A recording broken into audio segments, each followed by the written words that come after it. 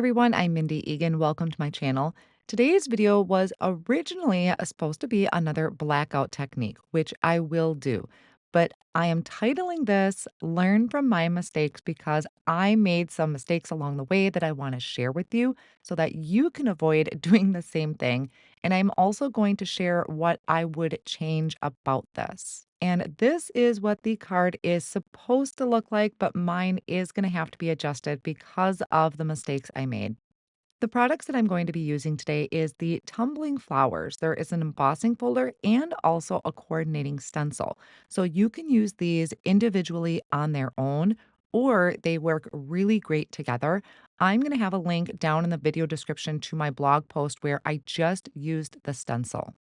I'm going to start by embossing a piece of cardstock. So this is 80-pound white cardstock. I wet both sides of it with a baby wipe. That may have been a contributing factor to one of the things that didn't quite work out so well for me. I usually would wet at least one side. Now I'm going to run this through my intricate die cut machine. I have my dial settings, which I will have to put on screen because I don't remember offhand. But then I use the platform and about 4 sheets of thick cardstock and then the embossing folder. And that is how I use these 3D embossing folders from Simon Says Stamp. Now, when I pull this out, you can see my design did emboss beautifully, both the front and the back. I do have a little bit of warping, and for whatever reason, I could not get that warping to go away.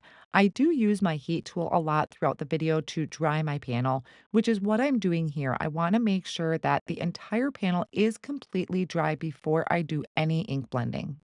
Now, I am using the side of the panel where the embossed area is pushed into the cardstock, not the raised side.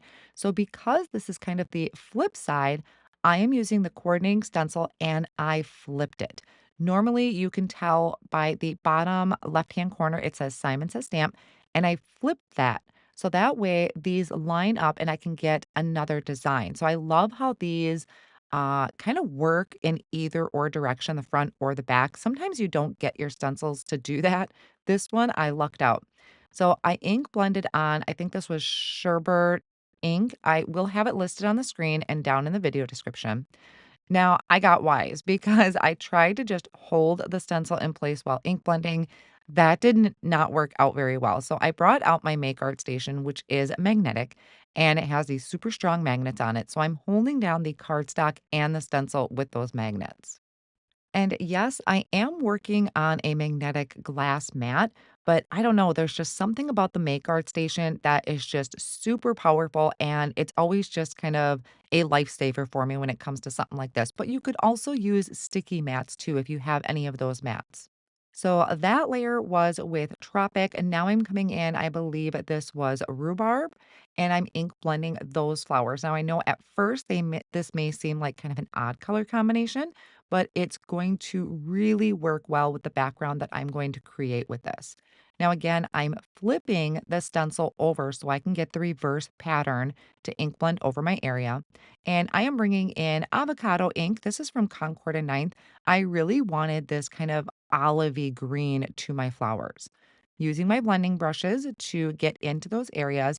And I think this technique really has a lot of forgiveness to it. Now, the last layer of the stencil is the center of the flowers, and I am using, I think this one was cocoa ink, and that's going to finish off all the ink blending. So now for the blackout technique, I am taking the Versafine Nocturne ink. I am protecting my fingers with a Post-it note, and I'm going to drag this over the front of my panel. So what's happening is all of the raised areas is going to have that black ink. Now, this is where that little bit of warping I mentioned earlier starts to come into factor. You can see it's giving little waves on the side of my panel, and I really wasn't too worried about some of those white areas that are still showing through. I thought that my next step was going to kind of hide some of those imperfections. So once that entire panel is covered in black ink, I am going to dry that with my heat tool, and then I'm bringing out my Misty stamping tool, and I have a sticky mat down in the bottom. This one happens to be from Gina K Designs. It was part of a kit, but any type of sticky mat is going to work here. You want a thin sticky mat. If you use the background stamp that I'm using today, which is the Friendship Text background, It is a red rubber stamp. So I have my cardstock stuck down to the sticky mat. I have my red rubber stamp in there placed over the top, and I'm going to ink it up with a white pigment ink. And this is where I felt that my background had a little forgiveness to it because stamping that white pigment ink over the top kind of blends into some of those areas. So this is really just a fabulous technique. I am going to dry it again with the heat tool. And I thought that the white pigment ink was a little bit too bright for me. I felt like it was getting pretty busy. So I am going to take my Nocturne Versafine ink, and I'm going to go around the edges with a blending brush. Now, try this in your card projects. It is stunning. Like I said, my card has a lot of oopses, but this technique I highly recommend because it kind of darkens those edges, but yet you still see the text. So that was kind of a fun surprise that I discovered while playing with this background. And then again, I'm going to hit it with the heat tool because the Nocturne ink and also that white pigment ink, it does take a little bit longer to dry.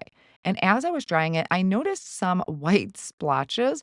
I thought I smudged my white pigment ink, but actually, when I think back to it, it's the white areas of the cardstock where I had little ripples. Remember, I mentioned that on the edges, I had kind of those wavy areas.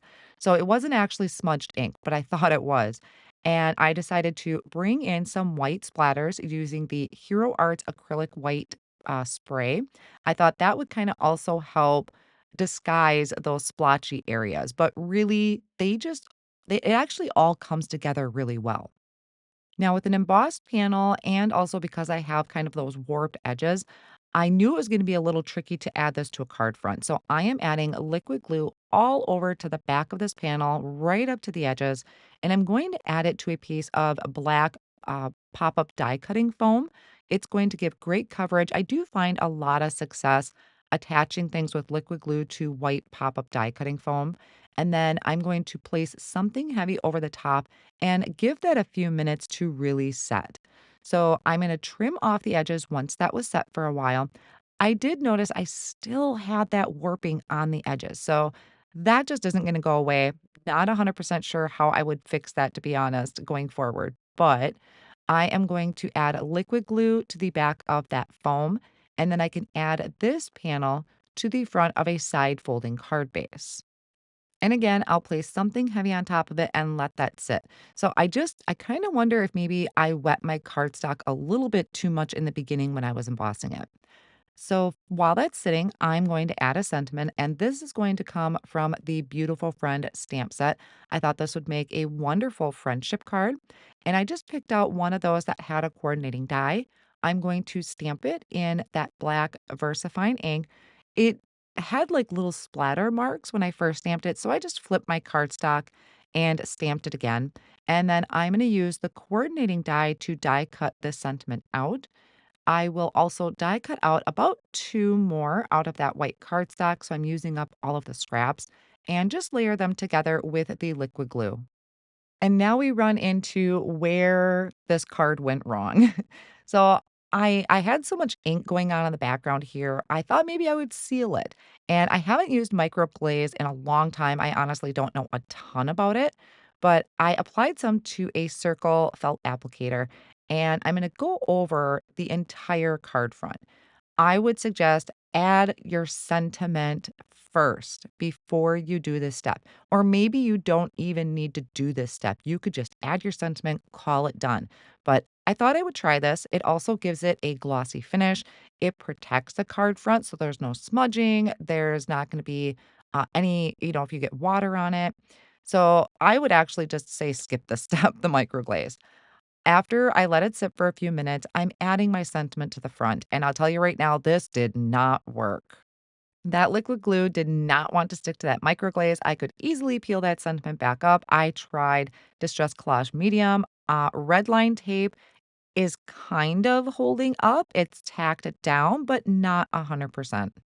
But I really love how this whole card came out. So I may need to just kind of touch up the front of the card, maybe put the sentiment in the inside, but this is how I wanted it to look.